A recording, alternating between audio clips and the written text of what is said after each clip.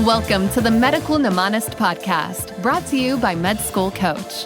Each episode, take a journey into the top techniques for medical mnemonics, study skills, board exam tips, and accelerated learning in higher education.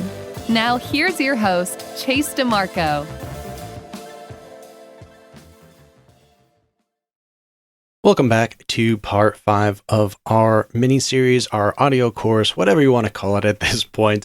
But if you've stuck around this long, congratulations. If you haven't checked out the past episodes, I highly recommend it.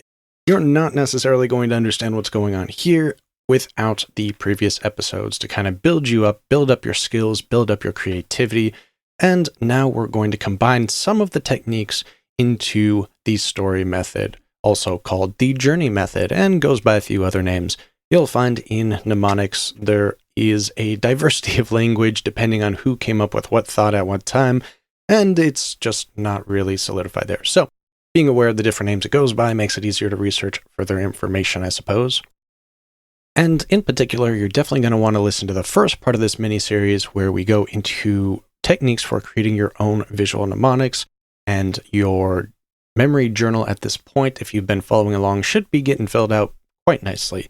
Maybe you've even taken it upon yourself to do some extra tasks on top of the homework assignments we've given every week, but do make sure to go and complete those homework assignments, preferably before trying to listen to this one. It'll make this episode make a lot more sense. You'll have the background knowledge and some of the skills and techniques down a little bit better, but if not, then we should still be able to explain the basic concept of the story method or journey method for you, but it would be much better, and you won't be able to complete today's homework unless you've kind of got some experience on this before. And as you will be aware, we have been developing further and further as we go along, building up skills step by step, building up our visual dictionaries that we can potentially reuse later on, and we're going to combine all of them in the next episode, which is going to be the last episode of this Medical Mnemonics mini-series. But for this one, let's focus on the purpose of the story method and the basic structure of it. So the story method is an alternative for remembering multiple items, especially in a sequence or a process, as opposed to maybe the memory palace, which we'll go into more detail next episode and have covered in multiple episodes in the past.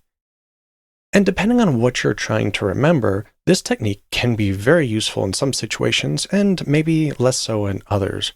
For instance, our episode with Nelson Dellis, he prefers this method for remembering, let's say, the order of all of the US presidents, or something along those lines, because you can form this story that forms a sequence of events, and by connecting one visual mnemonic to the next, you develop a sequential order of all of the mnemonics you've created thus far. So one of the first things you're probably going to want to do if you're utilizing this structure is to sketch out or organize the story, for lack of a better term, in a manner that makes sense to you. So if we're doing something chronologically, for instance, let's use the example Nelson Dellis gave with the US presidents. Well, in chronological order, it goes George Washington, John Adams, Thomas Jefferson, and so on and so forth. Now that you have this order, this structure, this outline to follow, you're going to want to create a visual mnemonic, a visual marker for each of these topics, in this case, each president.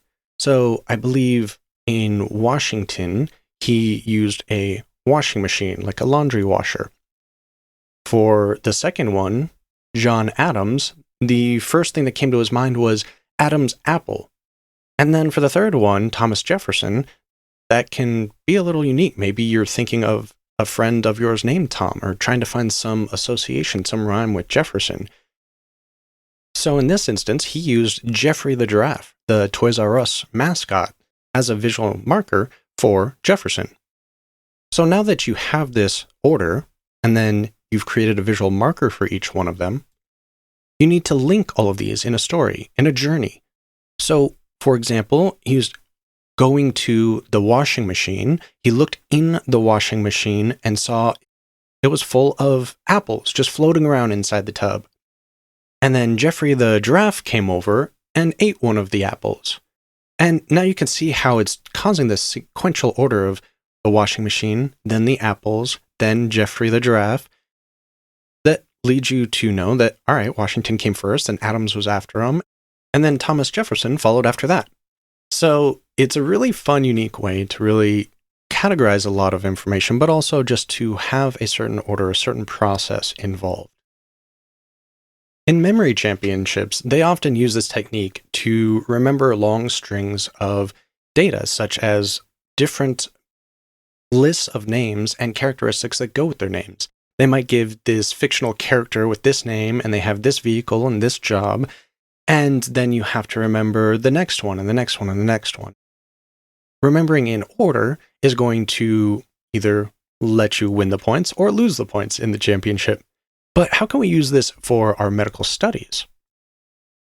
Well, especially if we're talking about sequences of orders, this might be good for maybe disease processes. What happens before the next thing? You're trying to remember the different pathological processes of healing. Which stage comes first in a wound healing, for instance, and what comes last? What's in between? Sometimes it's important to remember that order for exam purposes anyway, even if you probably won't use it in real life. And there are different characteristics that go with each stage. Or what about the stages of labor and delivery? That's something that's very common on the step 2, for example, and knowing not only what stage is in what order, but which characteristics go with which stage and which durations are associated with each one is something that can score you a lot of extra points on your USMLE or COMLEX exams. You might also want this for different processes and procedures such as diagnostic tests and examinations, imaging that must be done for certain disease processes and certain illnesses. What comes first, an X-ray or a CAT scan, if X or Y happens? And then, of course, if you have a mnemonic for X or Y disease, then you can attach this to it. You can link it to this anchor marker, as we discussed in the last episode, and then create a sequence of events, a story that goes along with it. And the story is so much easier to remember than trying to remember text or even trying to remember individual markers on their own. Once they become associated with each other, then that story can add to the connection and add to the tone that your memory is going to hold on to for longer periods of time. But you can also use this technique for non-sequential information, for charts and graphs. If you're trying to remember all of the different types of brain cancer, for instance, maybe one chart you have for adult brain cancers and one chart for child brain cancers, and then you want to remember the histopathologic findings of each, and you want to remember what tests are associated with each. Well, you can chunk all of the same type of cancers together into one short story, and all of a different type of cancer into a second short story, and then link these stories together. Then you have the entire chart memorized. If you're talking about 6 or 7 different types of cancers, it might be easier to forget one of them individually. But if you have them all linked together in a story, you're much less likely to forget one, which might be the particular one that you're having a question asked about on your next multiple choice question. So a quick example would be a character from Glee, the movie, for glioblastoma, and they're breaking down, they're exploding some sort of barrier, maybe a wall, like a castle wall, because it crosses the midline in a CT scan. And on top of that wall is a butterfly. Sometimes they associate like a butterfly-like shape. But then when you continue on with the story, on the other side of the wall, there's a gym, and this gym is full of only men for some reason, meningioma. And once they hear the character from Glee breaking down the wall, they get panicked and they start dancing, and they do this weird kind of like the Samoan war dance. I forget what it's called. And that's to associate with Samoma bodies that can be found in meningioma. So on and on and on, you can create this long, elaborate story that just groups a lot of similar information together. And especially when it comes to anything that you've seen a chart about in the past, whether it be in a textbook or in your QBank questions, those charts are usually there because the question is asking you to distinguish between very similar topics or very similar associations. And it's very difficult to remember exactly which characteristic goes with which disease. But by having this story, you can connect one to the next, and you can know, oh, that doesn't go there in the story. It can't be associated with this one. It must be associated with that disease, that type of cancer, that pathology. You can also use stories to make associations, like increases or decreases in a rate or a lab value or something along those lines that can be very complicated to remember the details of. Let's say you have the visual marker of a banana for the association to potassium, because for some reason we all seem to have that association. I blame the movie Honey, We Shrunk Ourselves for this, but you can use that banana and maybe in the story it gets thrown up in the air because the potassium levels are increasing, or it gets thrown down on the ground and smashed because their potassium levels plummeted in this particular disease. So again, you need to create some sort of outline of the story that you want to create, and you need to probably write this down. The memory journal we've discussed every episode is a great one for this. And then you need to create these visual markers for each main concept and main topic. And we covered that a lot in the first episode and have built on it since. So if you haven't done that yet, do go back and listen to all of these from the beginning. Then we form a story with these, and we can form them in a sequential order if need be, or we can just chunk information together, similar to our discussion on anchor markers and linking markers in the last episode.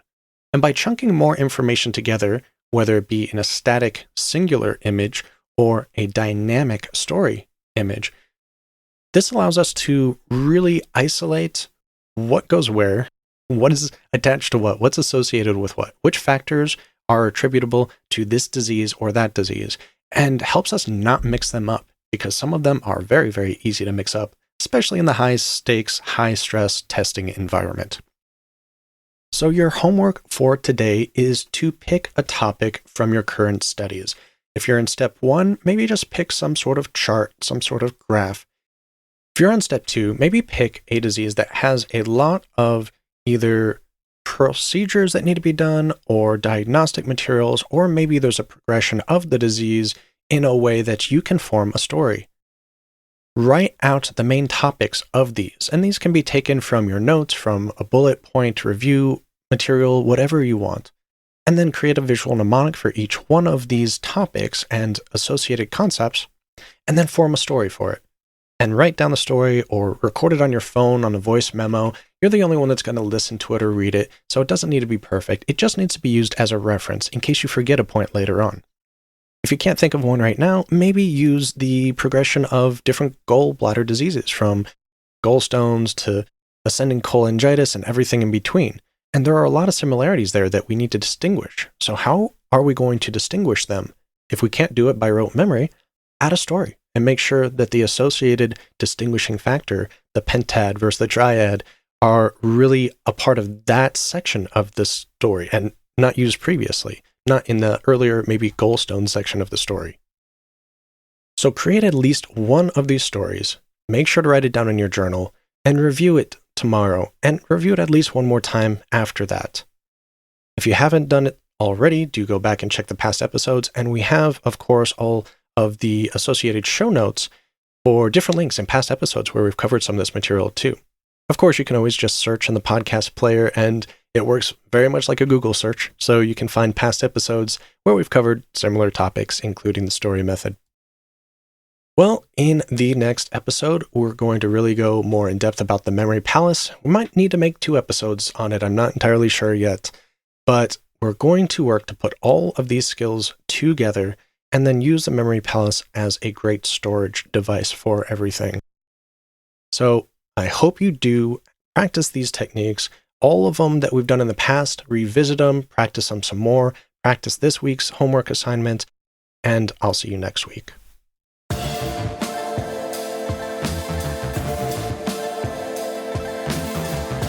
The Medical Mnemonist podcast is powered by Med School Coach. To access Med School Coach services, including USMLE tutoring and residency admissions advising, visit our website at medschoolcoach.com.